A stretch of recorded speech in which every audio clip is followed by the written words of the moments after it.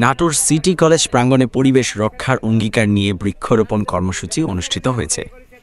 রোববার দুপুরে Pubali bank PLC Natore শাখার উদ্যোগে এই কর্মসূচি আয়োজন করা হয়।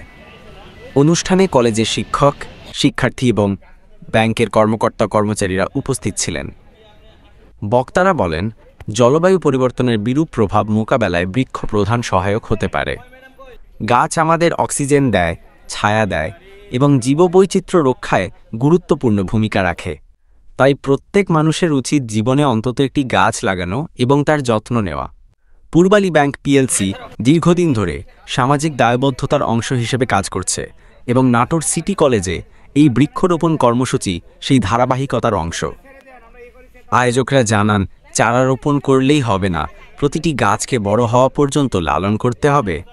তাহলেই পরিবেশ রক্ষা ও সবুজ পৃথিবী গড়ার লক্ষ্য বাস্তবায়িত হবে। কর্মসূচির অংশ হিসাবে কলেজ প্রাঙ্গণে ফলজ, বনজ ও ঔষধি গাছের চারা রোপণ করা হয়। অতিথিরা আশা প্রকাশ করেন, এই ধরনের উদ্যোগ শিক্ষার্থীদের মধ্যে পরিবেশ বান্ধব সুন্দরভাবে করতে পারি এবং সবুজায়ন আমরা যাতে করতে পারি আমাদের সিটি কলেজকে, এই কামনা করে আমার কথা শেষ করছি। পিএলসি কর্তৃক নাটোর সিটি কলেজের যে আমাদের বাগান প্রকল্পে অনেকগুলো বৃক্ষ দিয়েছেন, এর জন্য পূর্বালী ব্যাংকে ধন্যবাদ জানাই।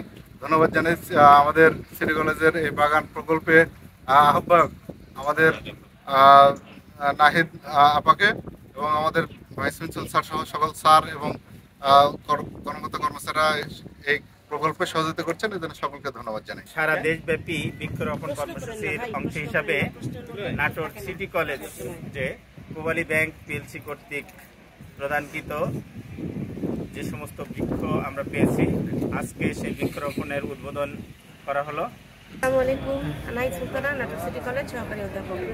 পূর্বালী ব্যাংক পিএলসি কর্তৃক আয়োজিত আজকের এই বৃক্ষরোপণ কর্মসূচিতে আমরা প্রত্যেকেই অংশগ্রহণ করতে পেরেছি, আলহামদুলিল্লাহ।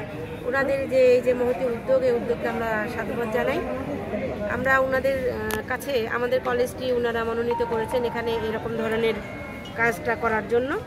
তো সেক্ষেত্রে ওনারা আমাদেরকে পছন্দ করেছেন যে আমাদের কলেজে এরকম তারা বৃক্ষরোপণ কর্মসূচি করবেন। সেইটার আলোকে মোটামুটি অনেক দিন ধরে ওনারা যোগাযোগ করছেন, আমরাও চেষ্টা করছিলাম। আমরা চেয়েছিলাম যে রেয়ার বা একদমই অদ্ভুত কিছু গাছ যেন আমরা লাগাতে পারি, যাতে সেগুলি আমাদের নাটোরবাসীকে মুগ্ধ করে বা এখানে যারা আসবেন তারা যেন দেখে মুগ্ধ হন, এরকম কিছু গাছ জোগাড় করতে চেয়েছিলাম। তো সেই অনুপাতে আমরা রাজশাহীতে যোগাযোগ করছি, রাজশাহী নার্সারিতে।